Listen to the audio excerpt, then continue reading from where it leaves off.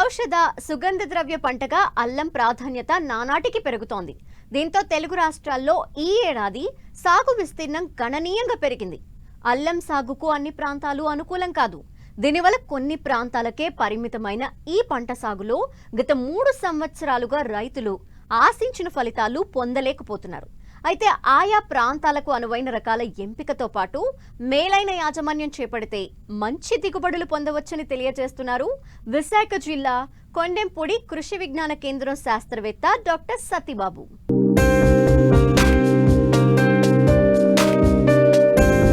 అల్లం ఉత్పత్తిలో భారతదేశం 32.75%తో ప్రపంచంలో మొదటి స్థానంలో ఉంది. అల్లం సుగంధ ద్రవ్యంగా ప్రసిద్ధి చెందింది. తాజా అల్లాన్ని వంటకాల్లో అధికంగా వాడుతారు. పచ్చి అల్లం మీద ఉన్న పొట్టు తీసి సున్నపు నీటితో శుద్ధి చేసి ఎండబెట్టిన అల్లాన్ని సొంటి అంటారు. దీన్ని ఉదర సంబంధమైన వ్యాధులకు ఉపయోగిస్తారు. ఎండబెట్టిన అల్లాన్ని పొడిగా చేసి వివిధ పదార్థాల తయారీకి ఉపయోగిస్తారు. అందుకే అల్లానికి అంత డిమాండ్. ముఖ్యంగా అల్లం పంటకు తేమతో కూడిన వేడి వాతావరణం అవసరం. బరువైన బంకమట్టి నేలలు, రాతి నేలలు పనికిరావు. మురుగునీటి పారుదల చాలా అవసరం. ఏజెన్సీలో ఎక్కువగా పండించే వాటిల్లో నర్సీపట్నం, నడియా, తుని స్థానిక రకాలు ఉన్నాయి. చింతపల్లి ప్రాంతీయ వ్యవసాయ పరిశోధనా స్థానంలో పరిశోధనలు జరిపిన అధిక దిగుబడులనిచ్చే అల్లం రకాలను ఏజెన్సీ రైతులు పండిస్తున్నారు. అయితే ఇక్కడి సంప్రదాయ పద్ధతిలో సాగు చేయటం వల్ల ఆశించిన దిగుబడిని పొందలేకపోతున్నారు.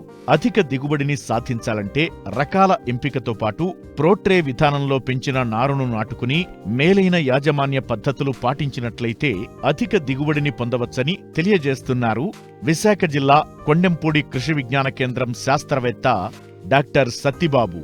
మనకి గిరిజన ఏజెన్సీ ప్రాంతాల్లోనికి వాణిజ్య పంటల్లో అల్లము మరియు పసుపు చాలా ప్రాముఖ్యమైన పంటలు. దీంట్లో ఈరోజు ముఖ్యంగా అల్లం సాగు చేసే పద్ధతి గురించి నేర్చుకుందాము.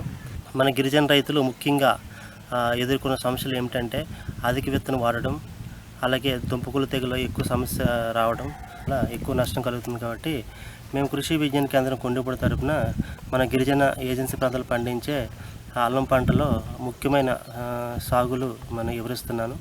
ముఖ్యంగా అధిక దిగుబడి రకమైన అల్లంలో నడియా రకం ఎంచుకోవాలి. ఈ అల్లం నడియా రకం ఎంచుకున్న తర్వాత మనకు దుంపకులు తెగులు రాకుండా, ప్లస్ విత్తనం రేటు అధికంగా కాకుండా పోట్రే పద్ధతి ద్వారా ఒంటి కొన్న ద్వారా నారు మొక్కలు పెంచే పద్ధతి గురించి కూడా మనం చాలా నేర్చుకోవాలి. మనం సాధారణంగా ఒక రైతు ఎకరానికి 800 నుంచి 1000 కిలోల విత్తనం ఎకరాకి వాడటం జరుగుతుంది. కానీ పోట్రీ పద్ధతి ద్వారా మనం కానీ మొక్కలు పెంచుకున్నట్లయితే ఎకరాకి 350 కిలోల విత్తనం మనకు సరిపోతుంది. ప్లస్ దీనివల్ల ఉపయోగం ఏంటంటే అడ్వాన్స్గా ఒక నెల రోజుల ముందుగానే మనకి ఆరోగ్యవంత నారు మొక్కలు మన దగ్గర పెంచుకోవచ్చు.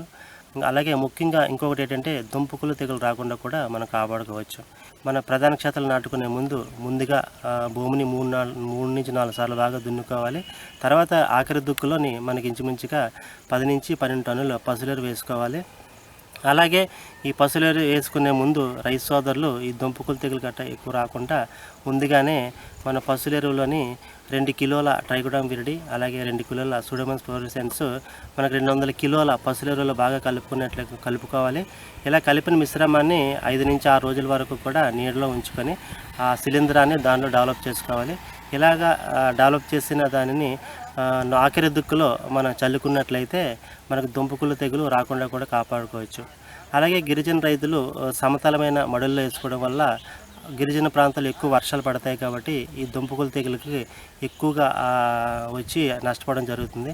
కాబట్టి గిరిజన రైతులు ముఖ్యంగా ఈ భూమిని దున్నుకున్నప్పుడే ఈ భూమిని ఎత్తు నార్మల్గా తయారు చేసుకొని ఇలా ఒంటికొన ధర పెంచిన మొక్కలని 35 రోజుల తర్వాత ఈ ప్రధాన క్షేత్రంలో నాటుకున్నట్లయితే ఈ దుంపకులు తెగులు రాకుండా కాపాడుకోవచ్చు.